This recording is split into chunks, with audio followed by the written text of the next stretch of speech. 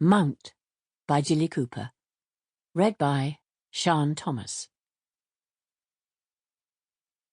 Prologue. Rutshire, 1786. The last race should have been called off, as the twin saboteurs, night and fog, crept stealthily over the course. Rutminster Cathedral spire, a landmark for miles around, was no longer visible. The Bishop of Rutminster, battling to ban racing, could identify neither rabble nor runners as he peered furiously out of his palace window.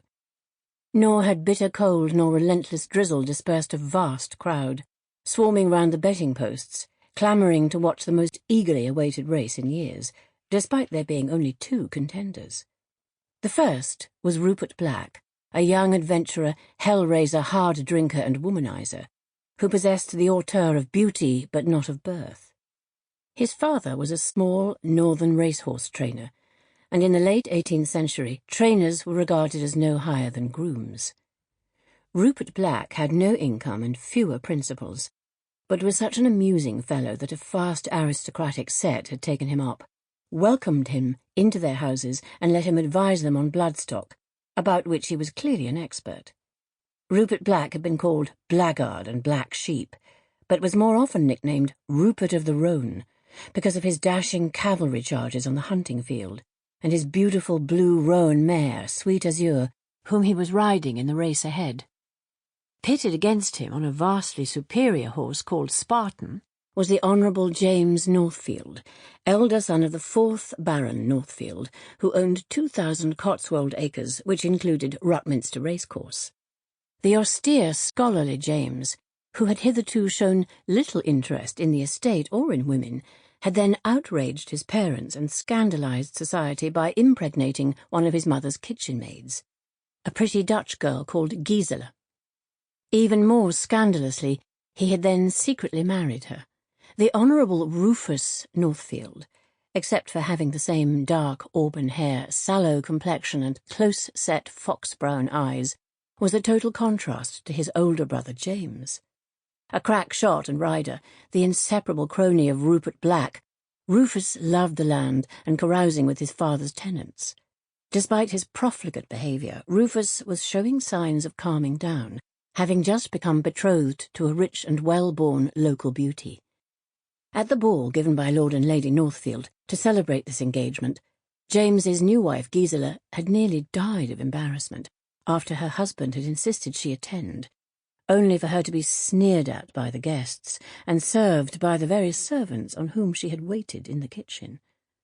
Worse was to come when the loathsome Rupert Black, already in his cups and having fluttered the pulses of all the ladies, had wandered up to her. Sliding a too-high hand around her thickening waist and squeezing her breast, he mockingly handed her a late wedding present.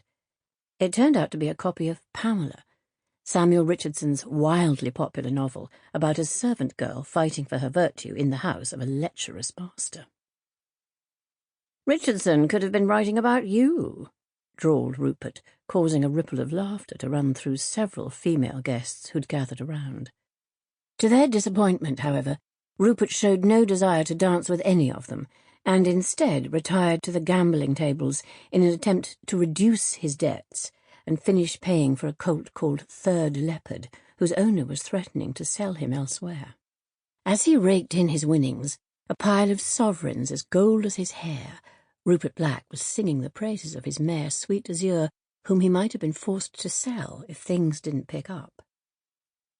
"Like all good fillies," he said insolently, so a passing James Northfield could hear.